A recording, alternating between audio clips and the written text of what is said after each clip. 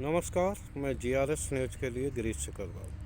आज के इस ब्लॉग में मैं बात करने वाला हूँ फिर से कांग्रेस की भारत जोड़ो न्याय यात्रा की।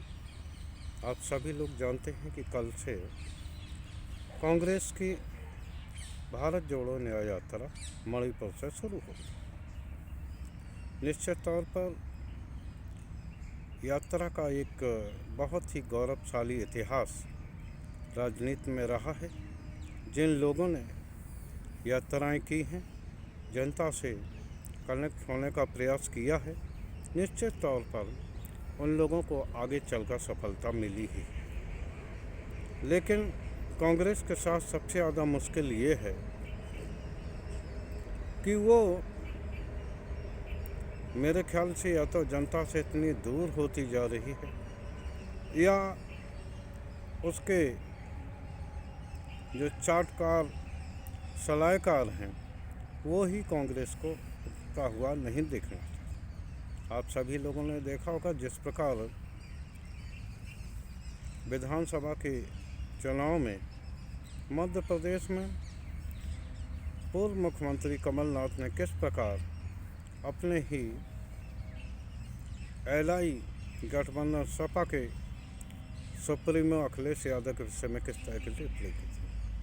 निश्चित तौर पर कांग्रेस के अंदर उठ रहे इस तरह के बयान उनको नुकसान पहुंचाने वाली होती है। ये बात पूरे इंडिया गठबंधन पर भी लागू होती है, क्योंकि जब जब कांग्रेस के अंदर से या यूं कह लीजिए इंडिया गठबंधन के अंदर से विभिन्न प्रकार की बातें उठती हैं तो उसका असर आम जनता पर खराब होता है। हालांकि मणिपुर से कल शुरू होने वाली ये यात्रा 15 राज्यों के 6000 किलोमीटर से अधिक की दूरी नापेगी और इसके तहत देश के 100 लोकसभा सीटों को भी कवर किया जाएगा। निश्चित तौर पर राहुल गांधी पिछली भारत जोड़ो यात्रा से एक परिपक्व राजनेता के तौर पर प्रतिष्ठित हुए हैं और आज वो अपना दूसरा चक्र लेकर यात्रा पर निकले। मणिपुर में कल उन्होंने जिस तरह मणिपुर के जख्म को सहलाने का प्रयास किया और प्रधानमंत्री पर वार करके लोगों को मणिपुर लोगों की अनदेखी की बात कही, उससे ये महसूस होता है कि निश्चित तौर पर आगामी चुनाव में मणिपुर में कांग्रेस को राजनीतिक लाभ मिलेगा ही। दूसरी ओर ये जो यात्रा बम्बई तक होनी है, बम्बई के ही या कहिए महाराष्ट्र में कांग्रेस के मिलिंद देवड़ा, जिनके की पिता मुरली देवड़ा भी यहाँ के बहुत अच्छे कद्दावर नेता रहे हैं, उन्होंने कांग्रेस को अलविदा कह दिया। बहुत से लोग ये बता रहे हैं अलविदा इसलिए कहा क्योंकि गठबंधन के तहत महाविकास अघाड़ी के दूसरे साझेदार उद्धव ठाकरे जी को ये सीट जानी है।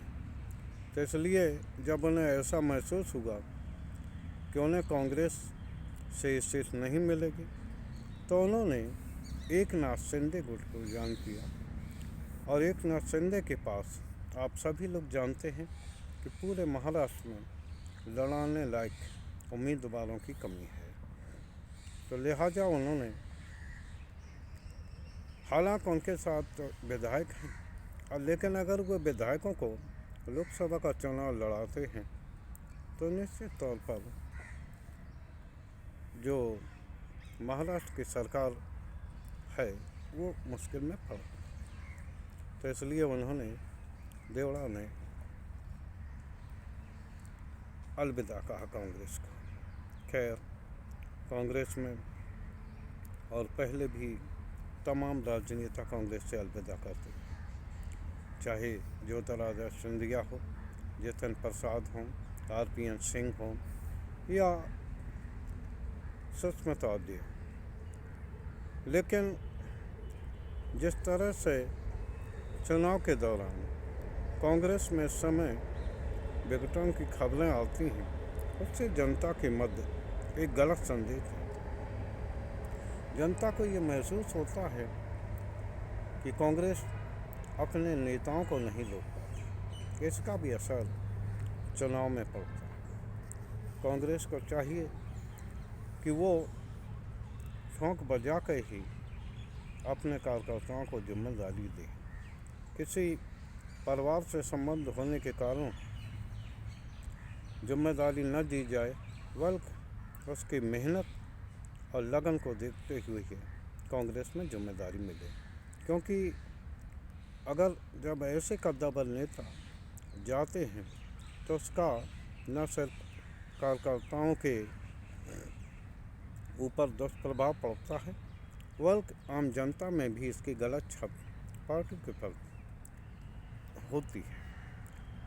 तो कांग्रेस को ये तय करना है कि वो आखिर किन पर विश्वास करे। जो पुराने राजनेता हैं वो आप सभी लोग जानते हैं सत्ता के करीब रहे, और इस समय कांग्रेस इस स्थिति में नहीं है कि अपने कार्यकर्ताओं को पद दे सके। तो लिहाजा यह समय संघर्ष का है, और संघर्ष में वो लोग जो कि विरासत के सहारे, या आप यूँ कह लीजिए कि चांदी का चम्मच से लेकर पैदा वाले लोग, संघर्ष में पीछे ही रहने वाले, वो संघर्ष में आपके साथ नहीं आ सकते। लिहाजा कांग्रेस को ऐसे नेताओं को बागडोर देना चाहिए जो संघर्षशील हों और विपत्ति के समय पार्टी को बढ़ाएं। तो क्योंकि इस समय आप भारत जोड़ो न्याय यात्रा को लेकर निकले। भारत आप क्या जोड़ेंगे, प्रांतों का क्या जोड़ेंगे, लोगों के दिलों से नफरत तब दूर करेंगे जब आपकी पार्टी एकजुट होगी। विभिन्न मुद्दों पर पार्टी के अंदर उठ रहे सवाल भी निश्चित तौर पर कांग्रेस को असहज करते हैं, और सभी लोगों को ये देखना होगा, ये सामूहिक जिम्मेदारी कांग्रेस पर होगी कि वो न सिर्फ अपने पार्टी को मजबूत करें, बल्कि विभिन्न मुद्दों पर जनता के बीच संघर्ष करते दिखें। आशा है कि कांग्रेस के हाईकमान, शीर्ष नेतृत्व इस बारे में निश्चित तौर पर ध्यान देगा और तय करेगा कि केवल निष्ठावान और मजबूत कार्यकर्ताओं को ही जिम्मेदारी दी जाए, जिससे कि आम जनता के बीच पार्टी की सत्ता। खैर, ये कांग्रेस आलाकमान को सोचना है कि किस प्रकार की नीतियों के सहारे तो पार्टी को आगे बढ़ाने का प्रयास करते हैं।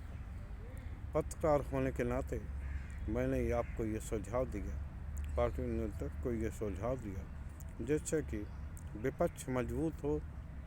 लोकतंत्र में दो पाये होते हैं, एक सत्ता दल और एक विपक्ष। अगर विपक्ष कमज़ोर होता है तो निश्चित तौर पर जो देश का सत्ताशाह है वो तानाशाही की ओर बढ़ता है। इस तानाशाही को रोकने के लिए ही आम जनता को, विपक्ष को समर्थन और प्यार देना चाहिए। जैसा कि कल मणिपुर से थोराल में एक बहुत बड़ी रैली को संबोधित करते हुए राहुल गांधी को मणिपुर वासियों ने काफ़ी प्यार दिया, और ये देखा हम लोगों ने कि किस प्रकार वहाँ की जनता कांग्रेस और ख़ासकर राहुल गांधी के संघर्ष से अभिभूत है।